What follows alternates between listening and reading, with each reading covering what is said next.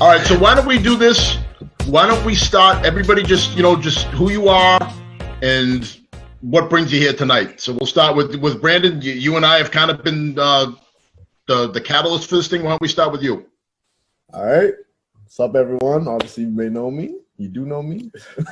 Brandon Texera. Just graduated Nichols College. And now with everything going on in the world, I feel like where I left off in Stoughton was a pretty good mark. So I'm going to use whatever kind of platform I have to try to help my community.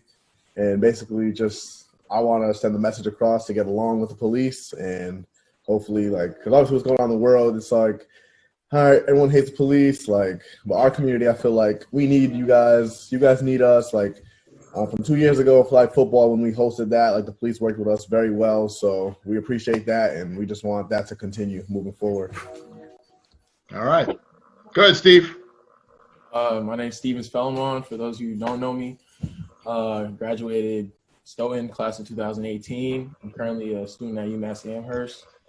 I'll hopefully graduate next year, depending on what's going on.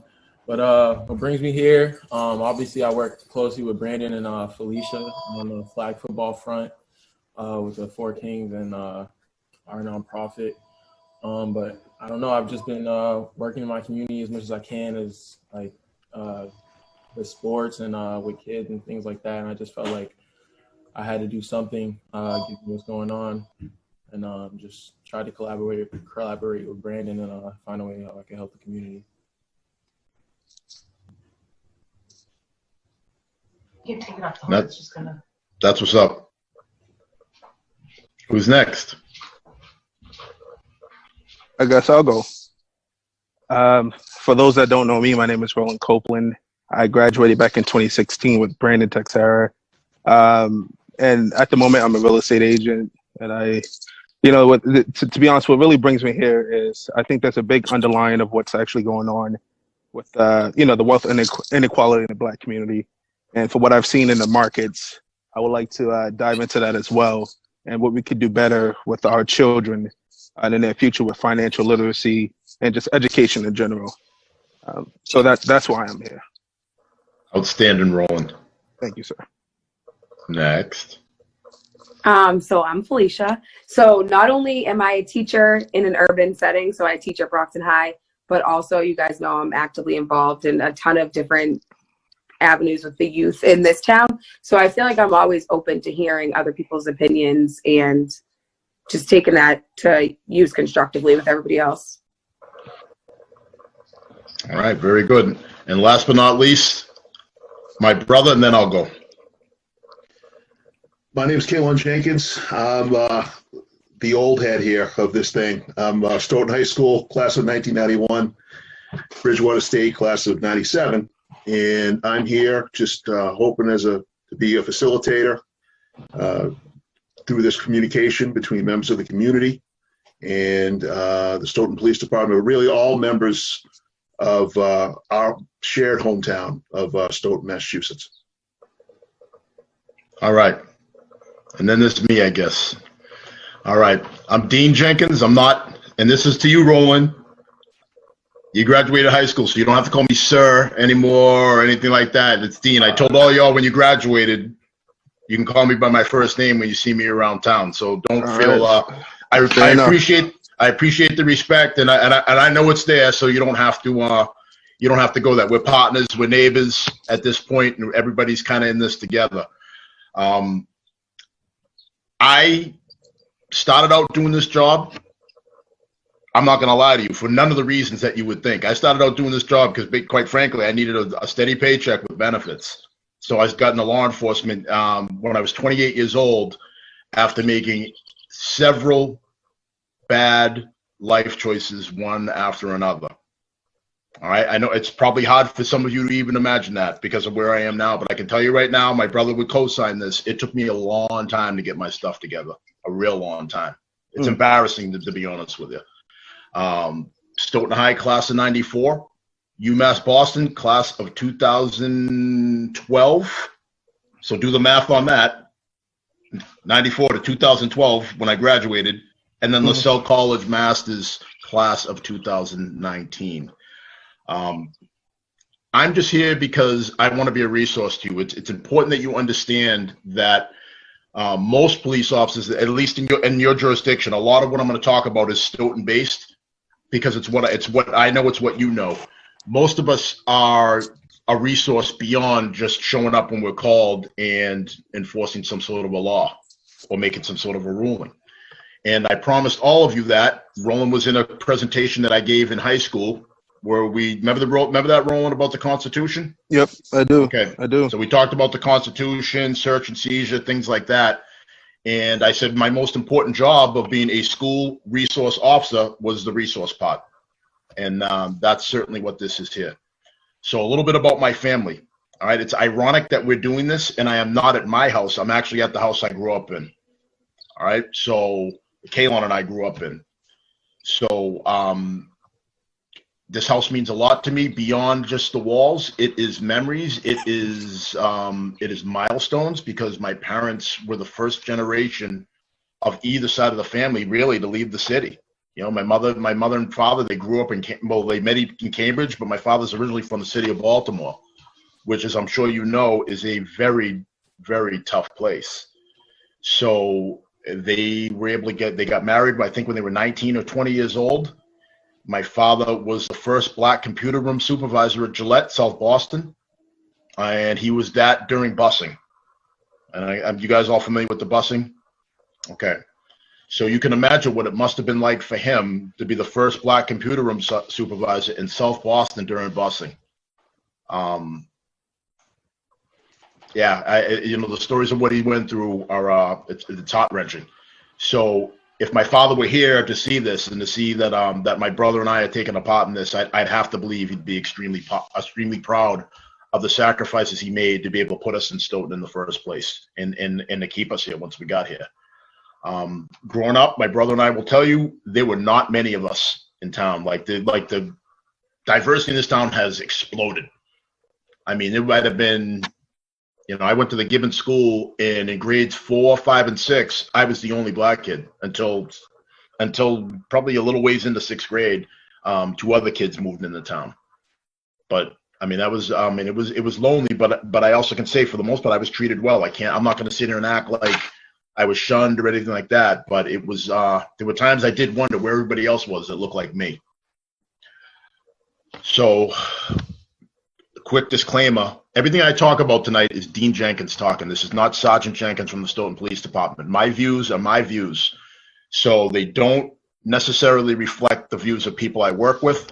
If you notice, I'm not wearing a uniform. I'm wearing a regular shirt, because I don't want anything I say here to get turned around and say, well, the Stoughton Police Department feel this way or that way, because that may or may not be the case. I don't know. I'm not speaking on anybody else's behalf but my own.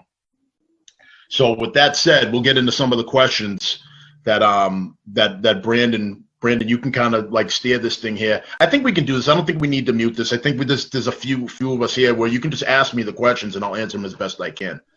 So where do you want me to start? I think actually before we say that, just Brandon, I'm sure was going to say this as well. That everyone knows that Brandon, I believe you're recording this, right? Yes. Okay, so he's recording this. Oh yeah, that's quick life lesson, Brandon. You got to disclose that before you record it, because that's actually a felony in Massachusetts. My bad. I'm not kidding. I'm not kidding. I know. So make sure that you let people know your audio and video recording them before you do it. Yeah. Well, it says record too. You did it right, I think. So you're good.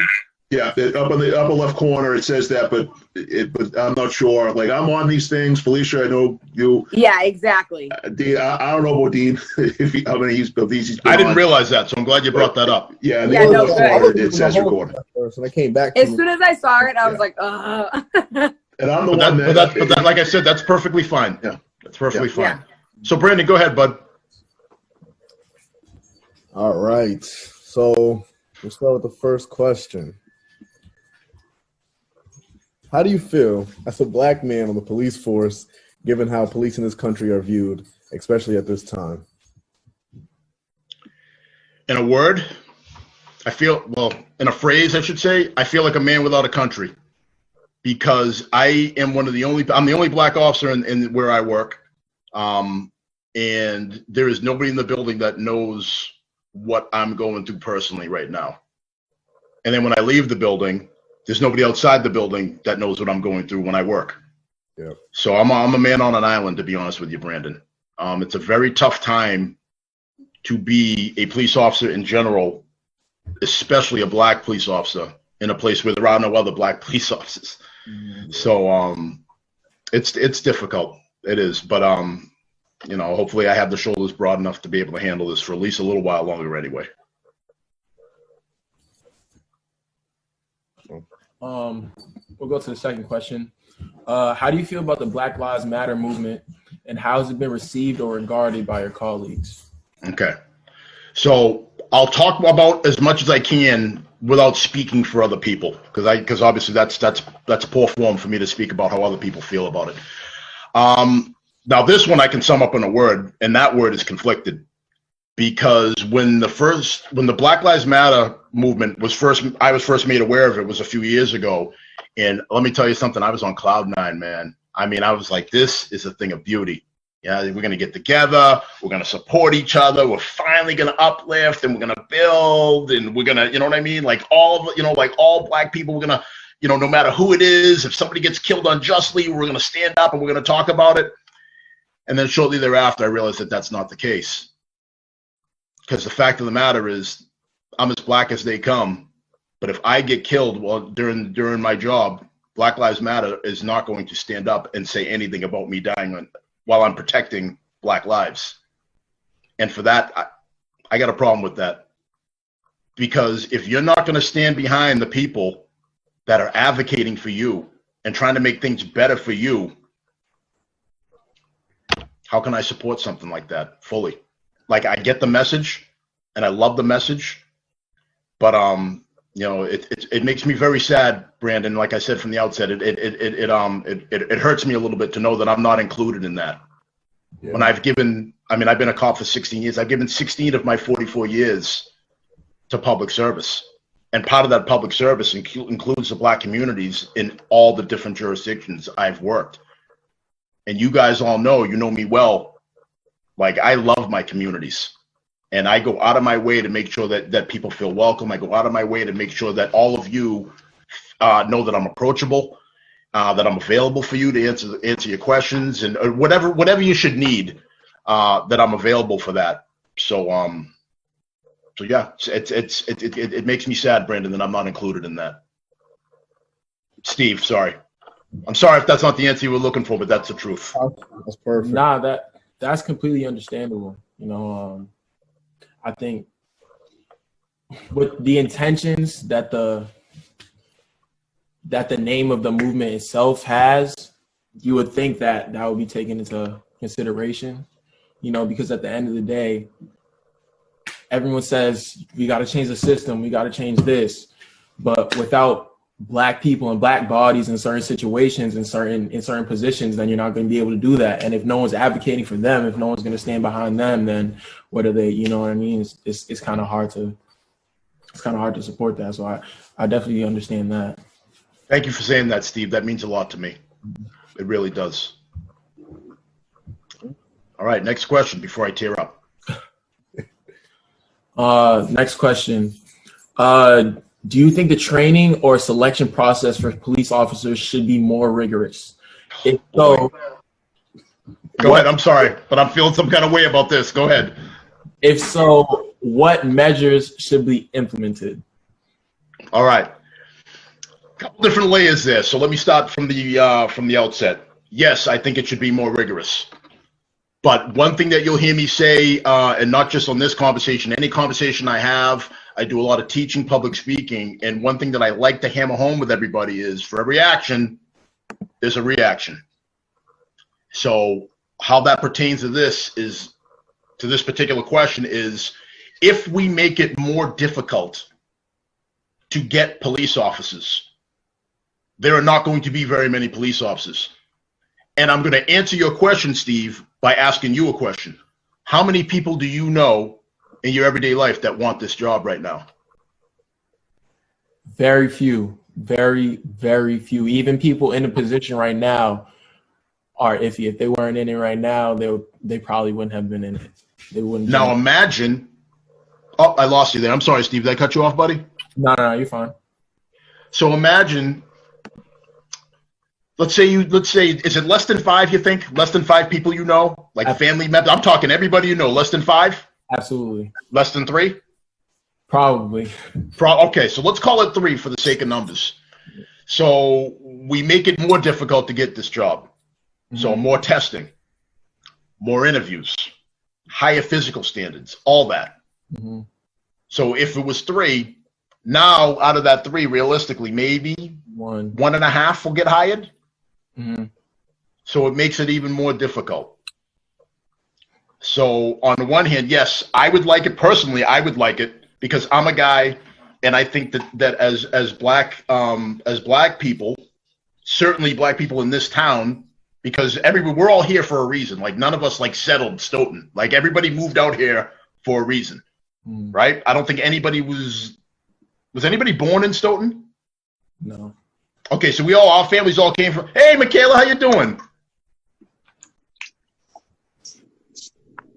Michaela, can you hear me? I can now. There we go. How you doing? I'm good. How are you? All right, so I'm just answering the question. Steve asked me the question about should the hiring process be more stringent, and the answer is, in some ways, yes, it should be. But the fact of the matter is, like, it got so difficult that we were disqualifying candidates, for example, or you don't get the preference. Like, suppose you got arrested in college. Mm-hmm. Suppose you got arrested, you got into a fight in college, which when my brother and I were growing up, that was pretty common. Like, we fought. Like, we didn't grow up like you guys did. I'm sure you did, you get into a fight or two, but it was very common for you to get into a dust-up in high school. We had them weekly in high school, easily weekly. And it was the type of thing where teachers would separate. You'd be like, are you finished? Yes. Are you finished? Yes. Are you promise not going to go any further? All right, go back to class. And that's how it was. Mm-hmm. Then, like, the zero tolerance stuff started happening, and it started happening less and less. So if you get disqualified for just doing something that used to be called boys being boys, and now you go 4 or 5 years later and you go to get a job and you get disqualified because you might have got arrested because you got into a dust-up at a bar, but you changed. I talked about you at the outset, Brandon. I'm gonna single you out. I can't believe. I knew you had potential, but like what you've turned into, like you were a quiet, kind of like an introvert type cat. Now, you're out there, you're doing your thing. Think about the growth you've had in 4 years. Are you the same person you were 4 years ago? No, sir. I'm not. I'm certainly not the same person I was when I was your age, 22 years ago. So to disqualify people from jobs for small things like that makes it difficult. Yeah. But and I know personally, as somebody who's I'm the type of guy, I'm usually first through the door if there's a bad situation. Like I pride myself on being the kind of guy that when you're in a real bad spot, you really need a cop, you want me there. Believe me. So, but guys that I know will throw down when things get rough are guys that I want with me. But now that's being eliminated. Now I train. I'm a defensive tactics instructor. You wouldn't believe the amount of people that I have to train that have never been in a fight before. And that includes not even with a sibling. Like, are those the people? Like, if somebody's broken in your house, you got to, I don't know. Can they help you? I don't know. You know what I mean? Like, that can be tough sometimes. So, you okay, Felicia? Yeah, Brandon keeps muting me for no reason.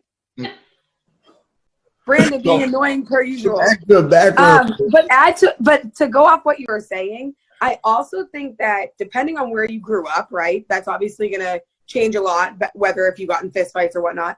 But I feel like it almost... That's just one example. Yeah, no, but agreeing completely to what you're saying. So if you grew up in a really urban setting and like your life was just a little more difficult than like the average person who didn't grow up the same, right? Grew up in a more wealthy community. I feel like it almost you shouldn't be eliminated for that reason because you might have an upper hand being able to relate to your demographic that you're working with, 100%. Being somebody who's out in the streets helps sometimes. Like it helps you identify when something's going bad. Absolutely. And I feel like people complain a lot all the time, like, why don't we have more black cops? Why don't we have more black teachers? Why don't we have more black business owners? And I completely agree with them. Being a teacher, that there's not much diversity. Being in your position, not that much diversity. But in order for that to happen, people have to apply, and people aren't applying. So it's not like the Stoughton Police Force or my school specifically is saying like, you know what, we're not hiring Black people. People aren't applying of color. So Amen. You can't just blame the people at the top, because if they're having 10 people apply and out of one person is Black and then they get written off for what happened to them in the past, you can't say it's because of the color of their skin. But also going off that, besides the selection process, the actual academy itself, do you think should be harder? Yes, I do. But it's running into the same. So let me address this. So part of, I know where you're going with this, Brandon and Steve, where the hiring process should be more stringent, because I think where you're going with this, and correct me if I'm wrong, you're going to weeding out the bad apples before they have the badge and the gun, right? Yeah, that's okay. So so part of the hiring process is a psychological exam, and it's I mean, I've done, it's got to be 6 of them. I've worked for 6 different agencies. So each one, you have to do a psychological exam where you go, you meet with a shrink, and you usually have to fill out a questionnaire. And I think the shortest one I ever did was 400, and the largest was 1,200 questions. It's a long day. Then at the end, they run it through a Scantron, and you come up with a profile, and then they ask you questions based on that profile. And you have to basically convince them that you are of sound mind to become a police officer. And I mean, I don't know what more you can do, because I worked in New Hampshire as a police officer in the city of Manchester, and I had to be polygraphed up there, which was one of the worst stays I've ever had in my employment. That was an awful experience, because you have to talk about things that you have forgotten about, or maybe things you're ashamed of. And then they hook you up to this machine, just like in the movies, and you're in a special chair. Like, you can't just sit in any old chair. There's a special polygraph chair you have to sit in. And they ask you basically whatever they want, and you got to answer those questions. And beyond that, I'm not sure how much more these agencies can do to filter people. Anytime you have a human element in any line of work, you're going to have people that can game the system. You're going to have people that slip through the cracks. It's mathematically impossible to guarantee at some point that people aren't going to have prejudices, because everybody on this call has biases. We all have biases. We all have things that where we prejudge people a little bit sometimes. I mean, heck, that it's a self-preservation mechanism. Yeah. Right? I mean, like, if I see somebody and they're not showing me their face, their head's down, it's covered, and they got their hands in their waistband, I'm a little more uneasy about that than somebody walks up and makes themselves known and says hello to me. Mm-hmm. So that's just life, you know? Dean, I'm going to interrupt you real quick. Yep. Okay, I'm going to interrupt everybody. So right now, I'm sure everyone sees at the top of the screen, the meeting is going to end in 1 minute. It's going to be sharp, too. Okay, it's going to stop. So probably what's going to happen is that Brandon's going to have to make a new room. They have less than 1 minute. He's going to have to make a new room. It's about 6:40 right now. So why don't we let Brandon do that, and then send us what it is, and then we've got about another 20 minutes for the time you said you had to jump off, Dean. Okay, I can go a little longer, no problem. I think you can use the same exact link and just click it again. Okay. I'm like 99% sure. If not, Brandon sent a new one. But I think if you hang up, you can just click the same one and reopen, and it will start 40 minutes over. Okay, sounds good. Hey, Josh, how you doing? I'm good. How are you? I'm doing well. Okay, all right. I'll figure this out, and hopefully I can get right back to you guys, and we can continue with this. This is good. All right. Am I Xing out of this thing?